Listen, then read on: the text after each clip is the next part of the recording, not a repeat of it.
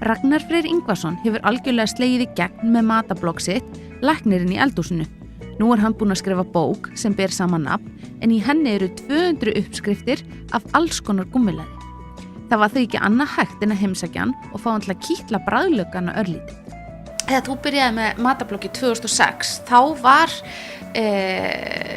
það var nú ekki droslega vinsælt til að byrja með. Það var bara þú og mamma eins sem skoðuðu það? Já, það var þannig. Þetta var bara fyrir mig og mömmu þá. Nema hvað ég fór seinna meir, þegar ég hélt áfram að skrifa, þá tóku þær eftir þessu hjá moggablogginu og einhvern tíma var mér boðið í viðtal hjá blaðinu og upp frá því fór fólk að gefa þessu athygli. Og svo það svo verðlaunandi þegar fólk að lesa það sem maður skrifar að maður eflist allur við það og vill gera meira og gera betur og það bara rosalega skemmtilegt. Í bókinni að þá tekur þú nánast allar myndirnar sjálfur. Þú hefur ekki alltaf verið heimsins besti matarljósmyndari. Nei, ég hef margar syndir að baki í þeim efnum og sko þegar ég var að byrja þá var ég með rosalega lélega svona litla myndavél og myndirnar komu sko sumar færa hryllilega út.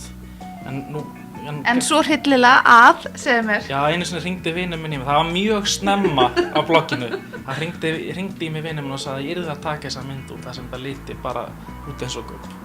Og ég tók myndin út náttúrulega. En síðan þá hef mér farið fram, ég fengi betri græjur og ég er búinn að áskotnast ljós og annað og svo lærir maður þetta bara hægt og bítandi. Læknirinn í eldhúsinu er hrifinn af ostum og var með einn slíkan í ofninum þegar ég heimsótti hann. Svo er ég með svona bakaðan camembertost.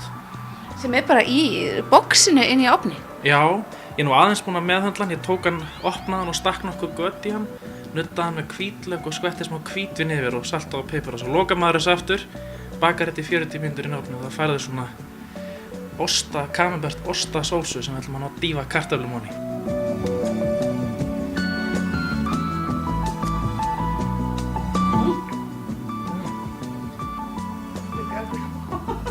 Þetta var frábært.